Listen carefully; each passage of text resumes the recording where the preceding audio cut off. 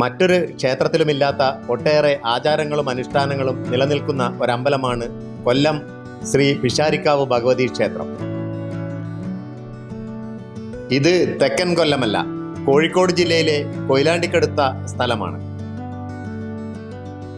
വടക്കേ മലബാറിലെ ഏറ്റവും വലിയ ക്ഷേത്രങ്ങളിലൊന്നാണിത്. ഭദ്രകാളിയാണ് പ്രധാന പ്രതിഷ്ഠ. ദേവിയുടെ ശ്രീകോവിലിന് അഭിമുഖമായി പരമശിവന്റെ പ്രതിഷ്ഠയും ശ്രീകോവിലുമുണ്ട്. നൂറ്റാണ്ടുകൾ പഴക്കമുള്ളതായി കരുതുന്ന ഒരു അമ്പലമാണിത്. തെക്കൻ കൊല്ലത്ത് നിന്ന് വന്ന വൈശ്യ സമുദായത്തിൽപ്പെട്ട എട്ടുവീട്ടിൽ തറവാട്ടുകാരാണ് ഇവിടെ പിഷാരിക്കാവ് പണി കഴിപ്പിച്ചത്.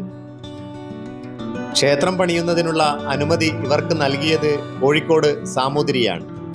നാന്തകം എന്ന വാളിൽ ആവാഹിച്ചുകൊണ്ടാണ് ദേവിയെ ഇവിടേക്ക് കൊണ്ടുവന്നത്.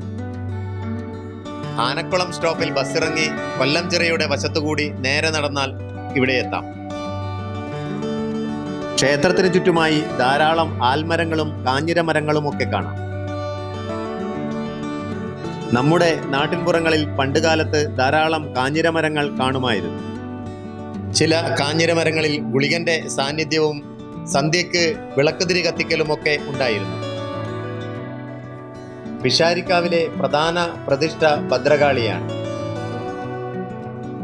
രാവിലെ 5 മണി മുതൽ ഉച്ചയ്ക്ക് 12 മണി വരെയാണ് ഇവിടെ സ്ത്രീകൾക്ക് പ്രവേശനം.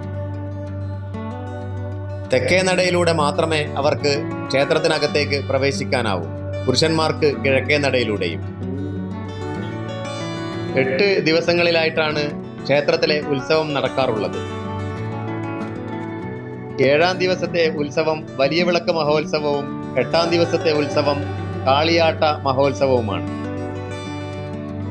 ഉത്സവത്തിന് ആന എഴുന്നള്ളിപ്പുമുണ്ട്. എഴുന്നള്ളിപ്പിന് പിടിയാനകളെ മാത്രമേ പങ്കെടുപ്പിക്കാറുള്ളൂ. 300 പവൻ കൊണ്ട് നിർമ്മിച്ച ഇവിടുത്തെ നെറ്റിപ്പട്ടം പ്രസിദ്ധമാണ്.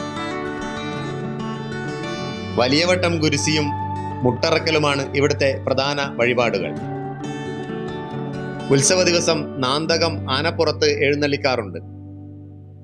ഇന്നത്തെ വീഡിയോ ഇഷ്ടമായെങ്കിൽ സബ്സ്ക്രൈബ് ചെയ്യുക, ഷെയർ ചെയ്യുക, ലൈക്ക് ചെയ്യുക, കമന്റ് ചെയ്യുക. മറ്റൊരു വീഡിയോയുമായി വീണ്ടും കാണും വരേക്കും ഗുഡ് ബൈ.